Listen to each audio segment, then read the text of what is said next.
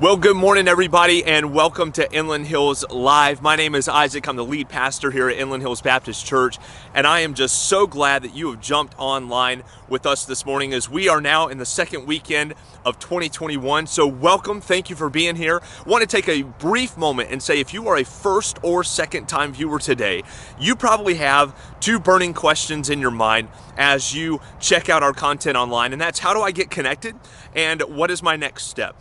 And so in the show notes, which may be above or below or left or right of me, depending on the platform you're watching, you're going to find two forms that help you answer that question, or at least maybe help us answer that question with you. And that's the connection card, which is simply your name and an email address, and then the next steps form, and there's some options for you to take a next step. And I just want to let you know, as you click those two forms, what that's all about is really helping us partner together with you on our mission, our vision here, which is to lead people in a growing relationship with Jesus Christ. So thanks for filling those out. Maybe come back, watch the video a little bit later, but thank you for being here. We never take it for granted that we know people are checking us out online before they engage with us in person. So thank you for doing that.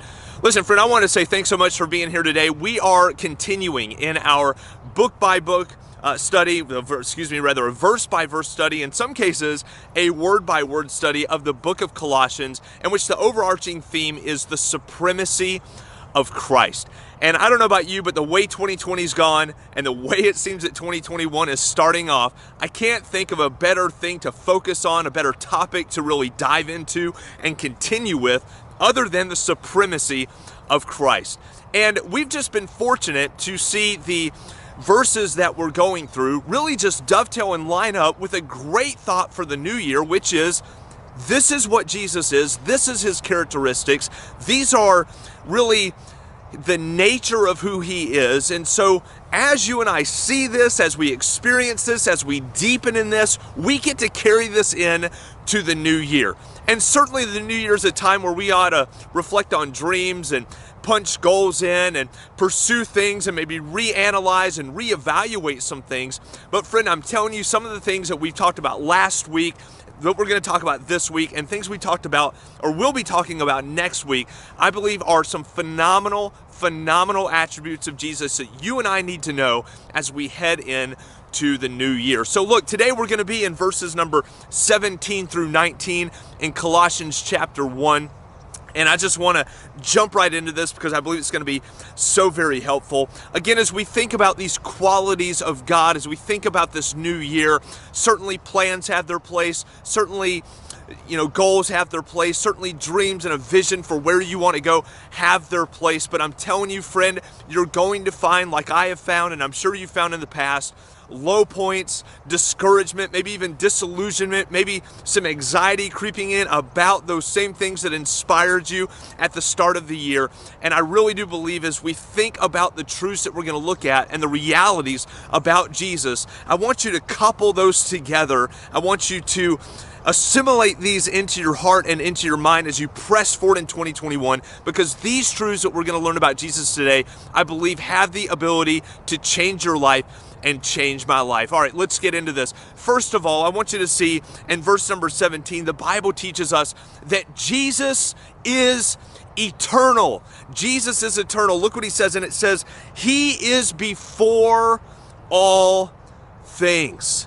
Jesus is before all things. In other words, Jesus isn't created in the sense that you and I are created. You and I, we came into existence, and maybe you were before your brother or before your sister. Maybe you were before a cousin in the sense of born first. But Jesus, he says, and he is before all things. Now, friend, that's a lot of candles on your birthday cake, okay? Being eternal, that's a lot of candles on your birthday cake, but he's before all things. He is first. He is certainly preeminent, as we talked about last week, but this description of Jesus reminds us that he's not only first and preeminent, the firstborn in status and stature and rank, but he is before in time. In other words, Jesus is pre-existent. Jesus was before earth. Jesus was before creation, which means Jesus is here now, and he will be here long after everything. And look what it says, right? He's not just before some things, he is before all things. All things. All things created, all things visible, all things invisible. Jesus is eternal. Jesus is not the created. Jesus is the creator. He is before all things, which, friend, you know what that means, which is such a blessing, such an encouragement? That means that if Jesus is before all things, he's not surprised by anything. This is just such great news. Listen, Jesus saw 2020 coming. Jesus saw 2008 coming. Jesus saw 1929 coming. Jesus saw 1947 coming.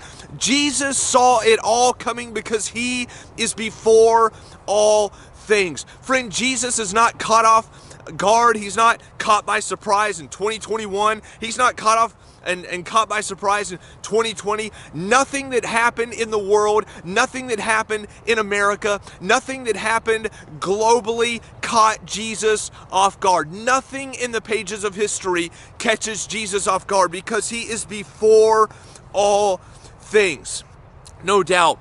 We talked about this a few weeks ago. You know, you might like to watch maybe some pre-recorded Olympics or the History Channel, and there's the battle maybe of World War II and the beach assault, and you maybe watch some old NBA games, or maybe you watch the Olympics pre-recorded, right? The revisiting of who won the gold medal or who took over what beach, or all these things. And the thing about you and I, when we watch something again that we've seen in the past, we're not wringing our hands, and we're not nervous, and we're not concerned. We're not, just, oh no, how's it going to turn out? We're not worried. We're not frustrated. We're not enraged. We're not outraged. We're not walking around trying to figure out what's going to happen next. No, why? Because we know it's all coming to pass. We know what's going to happen. We know how this works out. We know the plays that score the goal. We know the strategy that conquers the enemy. We know it all because we've seen it before. We know how it ends, and that is the same that is true with Jesus. He is eternal. He is not created.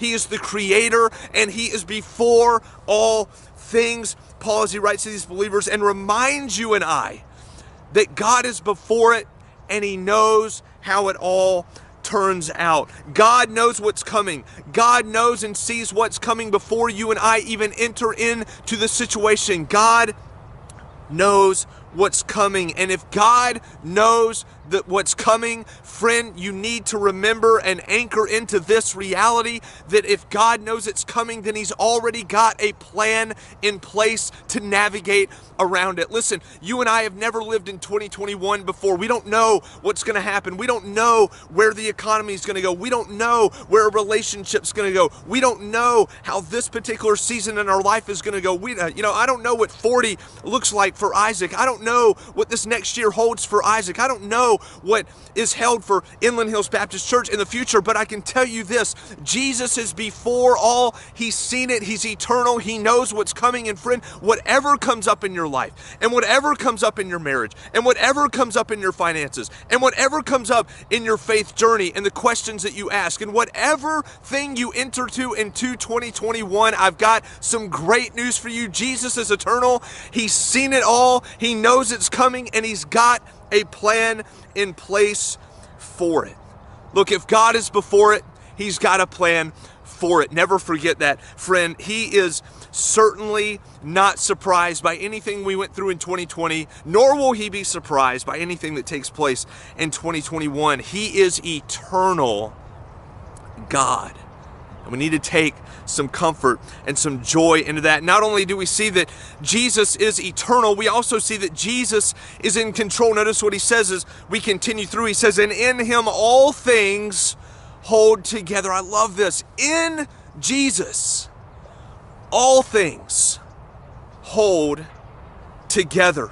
We looked at this verse in previous weeks, but maybe turn over or jot this down. It says in Hebrews 1:3, it says this, it says, he is the radiance of the glory of God and the exact imprint of his nature. Isn't that just so great? What does Jesus look like, or what does God look like? What does God do? How does he act? How does he relate with people?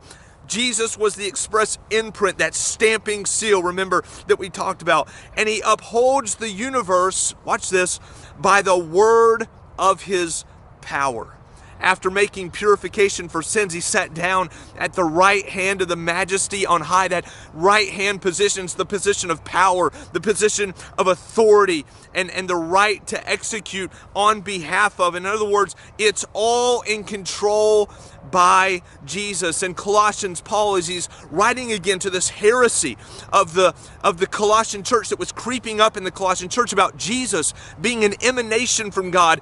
In other words, there was this idea that Jesus was a pretty good emanation, a pretty good representation from God. And there were several emanations from God. Maybe Jesus was one, and the goddess Diana was one, and all the Greek and Roman gods were also ones, and then they just kind of got weaker, or worse, or more evil, until you get all the way down to the bottom to someone like Satan, and they were just all representations, some better, some worse of God, and that was their claim. And Paul just refuting this, and he wants them to know, no, God, Jesus is not an emanation from God. Jesus is eternal God, and not only is Jesus eternal God, he is also in control, sustaining, creating God as well. You see, Jesus upheld and upholds the universe by the word of his power, and he is seated on the right hand of God. You know, I don't know about you, but you may have this experience. I tend to have to declutter my garage, or maybe maybe Bethany's asking me to move some things around the house, and if you're a guy, you know this, right? We just do this. We try to grab as much stuff into our hands, and we're going to pick it up and we're going to carry it around. And I can be pretty good at it. I'm not going to lie to you. I can pick some stuff up, and it can be all disheveled, and it can be like it's going to fall out of my hand, but I can hold it together. You know, I can keep it all in my arms, and I can make sure that it's not falling out. You know, maybe you're grabbing clothes out of the dryer, and you're just trying to get them all in your hands so you don't drop anything. You only have to make one trip. And it's held together. It's not going anywhere, but it's not held together that well. Maybe you've had the experience where you held it pretty good and you thought you were holding it all together pretty good, and then all of a sudden the socks dropped out, or a towel dropped out, or maybe the grocery bag ripped and everything falls all over the place, right? We can hold stuff together, but we just sometimes don't hold it together as good as we would like, or as good as someone else would like. Maybe emotionally, you're going through this season of life and it just feels like you're doing it okay. You're holding it together. You're holding yourself together. You're kind of getting through it, and things are going pretty well, but there's those breakdowns and those breaking points and those moments where you just can't handle it and you can't keep going, and though you're holding it together, things begin to leak and things begin to fall out. Friend, I want you to know that's not how Jesus holds them together. He holds them together perfectly. He holds them together finally. He holds them together with the, as the Bible says, right, by the word of his power. You see, there's not this thought in Paul's mind that was very popular during this time and very popular during our time, if we're being honest, this idea of deism. In other words, this idea that God has set in motion creation, that he created everything and then he just simply abandoned his creation. He set it all in motion and then he walked away. It's this idea of therapeutic deism.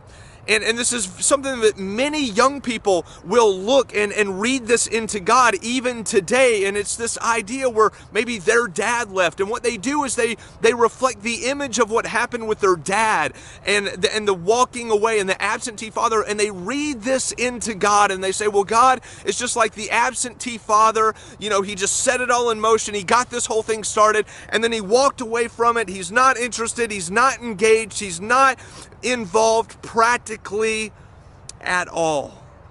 He's just like an absentee father. And I want you to understand that is not how Jesus controls things. Listen, when God set this thing in motion, when God created this earth, when God created everything and all things invisible and invisible, when God created you, when God created me, when God created the universe, he didn't just set it in motion and walk away. No, Paul wants us to know that in things, or listen, God, if what God makes, He sustains. I want to just encourage you with this thought again, because I know sometimes it can feel like things are out of control, and I know that it can feel like life is out of control, and politics and political scheming is out of control, and relationships can feel out of control, and your world and my world can feel as if it's out of control. But I want you to understand, just because something seems out of our control, friend, it is never outside of God's control. Did you know that if the earth rotation slowed down just a little bit, we would either freeze or burn up? Did you know that it has to speed and spin at the same speed constantly so that doesn't happen? If the temperature of the sun changed from, I think it's like 12,000 degrees Fahrenheit, the same thing would happen. We would freeze or burn up. Did you know that our earth is tilted at like a 23-degree axis and an angle, and that enables us to have 4 seasons? If it was not like that, vapors from the ocean would move down over the north and the south, piling up contents with ice. Did you know that if the moon didn't remain, if the moon didn't remain at the exact distance that it is, the oceans and tides would drown us? Friend, I want you to understand that when God created this, He didn't just walk away. He is actively, currently, practically sustaining and keeping everything together right now. From the cosmos to the earth, to our atmosphere, to the animal kingdom, and yes, friend, even in your life. He holds it together in His hands. And this is such an encouragement for you as we go into 2021, that we must recognize God is the sustainer. God is not just the eternal creator, He is also the sustainer. And when God creates something, friend, He sustains it. I love how I was getting ready to plant this church, and we were coming down to Orange County, and I had this guy, and I didn't really, I appreciated what he says, but now I really appreciate what he says. You know, he says, look, if it's God's will, it's God's bill. And friend, that was an encouragement to me. And I've got to tell you, just from a personal testimony, as we've planted this church and been planting this church for the last 10 years, God has been faithful to sustain His pastor. God has been faithful to sustain His people. And God has been faithful to sustain the efforts of reaching the gospel into Orange County over the last 10 years. Why? Because when God births something, when God creates something, He sustains it as well. And friend, I want you to know that you can put things in the hands of God in 2021. Listen, your marriage may be falling apart, and a relationship may be falling apart, and a dating relationship may be falling apart. Your career may be falling apart. Your family may be falling apart. Your faith may be falling apart. And I want you to know that you can still put those things in God's hand. He has capable hands. He has powerful hands. And yes, He has sustaining hands. I could testify, and I'm sure many of you could as well. And some of you friends watching could attest to the reality that whenever your things got out of your control, when you couldn't hold it together anymore relationally, and couldn't hold it together anymore financially, and couldn't hold it together anymore mentally, and couldn't hold it together anymore emotionally, when you handed it into the capable, powerful, sustaining hands of God, He was able to bring it and put it back together. Listen, friend, things that seem out of our hands are never out of the hands of God. And so I want to challenge you today, what or who are you not trusting with Jesus' hands? But not only is Jesus eternal, not only is Jesus in control, but friend, Jesus is the head of the church. Look what He says, and He's the head of the body, the church. Now, look, today it's kind of trendy and popular and encouraged to make fun of the church and to mock the church and to belittle the church and beat up the church. I can't tell you, during the last few days, if we've watched some crazy stuff go on, we've seen not just people attack the church, we've seen people in the church attack other people in the church. And I want you to understand that's frustrating for us as Christians, but it's just kind of the thing to do. You know, we point the finger, we shift blame, we want to say this and we want to say that, and if we're not careful, we can begin to think that this idea of Jesus being the head of the church means that everything should be perfect and people shouldn't make mistakes and bad things shouldn't happen in our church. And imperfect things should never be a part of our story. And I want you to understand that Jesus is the head of the church. He didn't say the church was going to be perfect, but He, the perfect God, will use these crises. He will use these circumstances. He will use the good, the bad, and the ugly to perfect His church, so that you and I can work together and love and serve other people more efficiently and more effectively in our capacities. And Jesus is the head of the body, friend. He's not looking for a perfect church in the sense of no problems and no issues, but in His headship, in His leadership, He will guide us through all the things that we go through to make sure that His people are perfected in the ways that they need to be perfected. The picture of the body is a prominent picture in which we see the church being likened to, and this is so helpful because as we think about a body, certainly you can think about your body, I can think about my body and how it works together, and it's such a beautiful picture that we see over in 1 Corinthians 12 verses 12 through 14 if you want to jot that down, and it speaks to the reality that the church is likened to a body. Now, there are other images that we see given for the church. We see the church is referred to as a family. We see the church is referred to as a kingdom. We see the church being referred to as a vineyard. The church is referred to as a flock. It's referred to as a building, as a bride, and of course then the body. And of course, the body, again, is the most often used, and it's a great picture because you can't go in two directions at once. There's three areas that the body helps us understand how the church is to relate to one another. First of all, we see there's the issue of unity. You know, Isaac's body, your body, cannot walk in two different directions at the same time. I'm a guy, so I can't even think about two things at the same time. And so there's this aspect of the church being a body because there needs to be unity around the person, the work, the purpose, and the plan of Jesus Christ. And so we see unity. Secondly, there's the issue of diversity. There can be a tendency to look around and say, well, they're not like me, they don't act like me, they're not gifted like me, and it becomes a competition rather than a complementarian relationship. And what we need to understand is, just like my body, your body, we can't walk in two different directions, but my hands don't get mad at my feet for not moving in the same direction as they do, right? My fingers are not my toes, and my neck is not my thigh. And so these, while diverse in their giftedness, help in their complementarian ways to move in the same direction. And then, of course, lastly, we see the gifting of mutuality, or the purpose of mutuality. So we have unity, we have diversity, we have mutuality. And as we move in the same direction, not all the same, but very different, as we move in the same direction, we need to understand then that we are to serve and to love and to care for one another on that journey.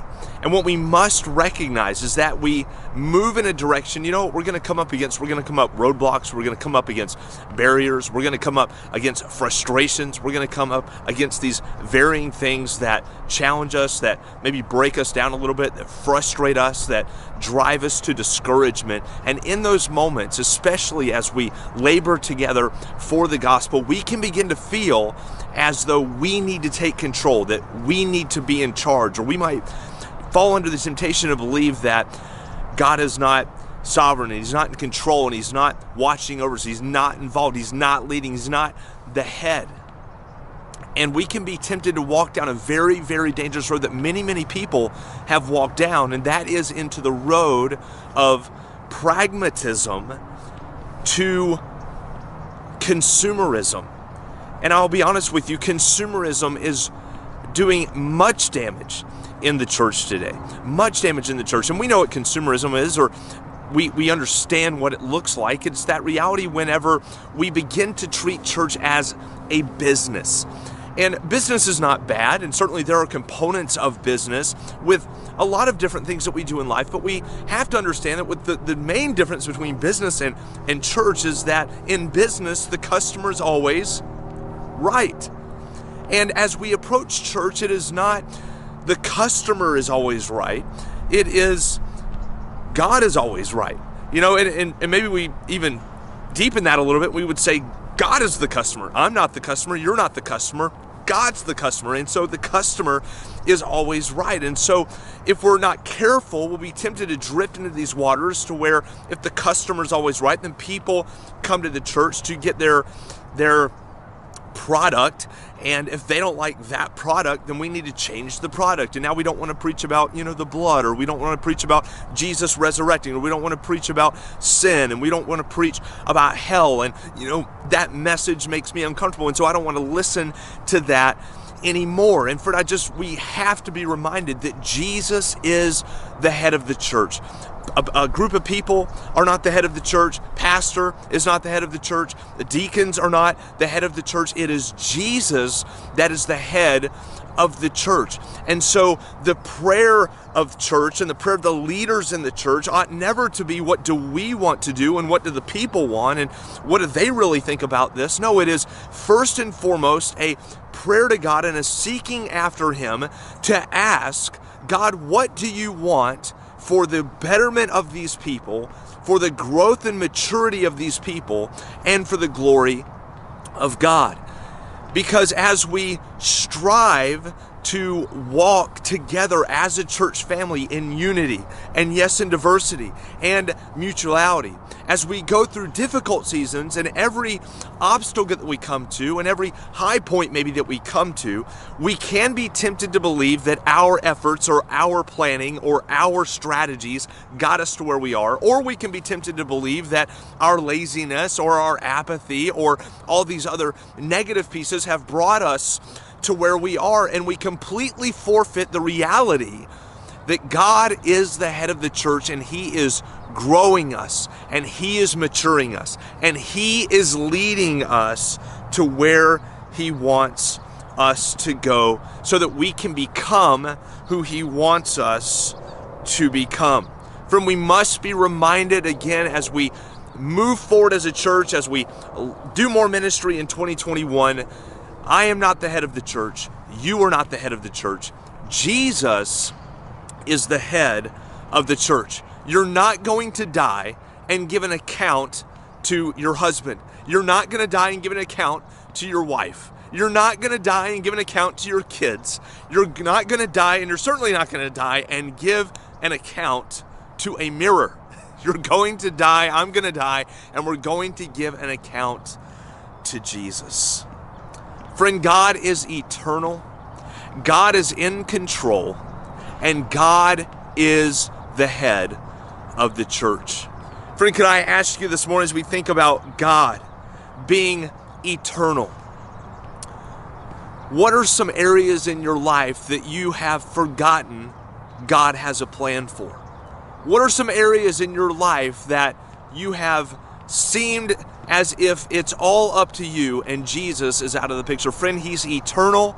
He's before all things. And whatever you're going through right now, I want to just remind you and encourage you, He's got a plan for it. But friend, I also want to just say, if you're not a follower of Jesus, God is eternal. And one of the dynamics or one of the realities of an eternal being is He's going to welcome you and I, these non-eternal beings, into eternity. And friend, I hope today that you're ready to meet God in eternity. Maybe you would say, Isaac, all the things I've done and maybe laws and commandments I've broken in the Bible, if Jesus were to ask me right now, why should I let you into heaven? I might give Him a list of good works and religious practices, or I might have to be really honest and say, honestly, you shouldn't let me in because I've broken this rule, and maybe I stole something one time, or I told a little white lie, and I've loved things more than I loved God. I mean, that's 3 of the big 10 that you've broken right there, and God really, in reality, should not let me in. Maybe you try to say some other variation. Friend, I want to be just very clear and share some great news with you today. It's the good news. It's the gospel. The reality is that sin that Adam and Eve committed and tried to define good and bad on their own terms, and the ways in which you've departed from God's law and have committed sin and tried to define good and bad on your own terms, that sin has separated you. Because sin always separates. Sin always leads us to a place of brokenness. And when you and I find ourselves in a place of brokenness, you probably do the same thing I do. I try to maybe buy myself out out of brokenness, or I try to work my way out of brokenness. I try to do all these things to get myself out of brokenness. Maybe you've tried alcohol and tried to drink your way out of brokenness, or medicate yourself out of brokenness. Maybe you've tried to put yourself in relationships out of brokenness. But oddly enough, we find ourselves typically when we do that in a place of more brokenness and more heartache, that place where we feel guilt and shame and as a used and valueless individual. And the reality is there's only one thing that can deliver you and I out of brokenness. It's the gospel. You see, the gospel is the death, the burial, and the resurrection of Jesus. The reality is that Jesus was God. He was eternal. He's in control. He's the head of the church, and he is all those things because he is in fact God. He's God. And he lived a sinless, perfect life. A life that you could never live, a life that I could never live. And then he died for your sin and in your place. And then he resurrected 3 days later, hung out with people and had meals for 40 days, was seen by 500 eyewitnesses after his resurrection. And that demonstrated that what Jesus said he could do and would do, dying in your place and for your sin and forgiving you of your sin and offering you eternal life, he proved that it was all true. And he doesn't ask you and I to work for that. He doesn't ask for us to become better people, to earn that. He doesn't ask us to do anything else other than simply believe that Jesus is God, believe that he died for your sins, believe that he resurrected from the grave 3 days later. And in that moment, friend, you were able to recover and pursue that unbroken, unbridled, intimate relationship with your heavenly Father and enter into eternity with this eternal God forever and ever. God is eternal. Friend, maybe today as we've talked about God being in control, maybe there are some things in your life that you are just trying to hold together. Maybe you're just simply trying to hold your job together, hold your marriage together, hold a relationship, hold a friendship together. Maybe you're just trying to hold your emotional state together, trying to hold any area of your life together. And if you're being honest, it's starting to crumble. It's starting to fall apart. It's starting to feel like you're being surrounded by sinking sand, and you have been death gripping the situation. You've been death gripping this thing because you have been convinced that you're the only one that can hold it together this well. And friend, I just want to speak to you this morning and say, listen, God has capable, sustaining, able, powerful hands. And if you will take those situations and hand it to God, friend, I'm telling you, he is in control. And while he holds everything together in this universe, he can hold that together for you as well. So hand it over to him today. And then lastly, as we think of God being the head of the church, Inland Hills, I just want to say I love you. I'm for you. And God loves you. And God is for us. And he is in charge of our story as we labor together here at Inland Hills for the gospel to reach Orange County. Let us never forget, in the highs and in the lows and the frustrations and the difficulties and the discouragements, it is not because of our failures, and it's not because of our intelligence and our smarts and our planning. No, it is because God is taking you and I on a journey together. And friend, I can't wait to see down the road in 2021 what our leader, Jesus, has in store for us with the gospel in 2021. Friend, thanks so much for being here today. I hope this has been a blessing and an encouragement. If you haven't already, take some time, fill out the connection card, fill out the next steps form. We look forward to seeing you back next weekend at 10 a.m. right here online at Inland Hills Baptist Church. Have a great rest of your weekend.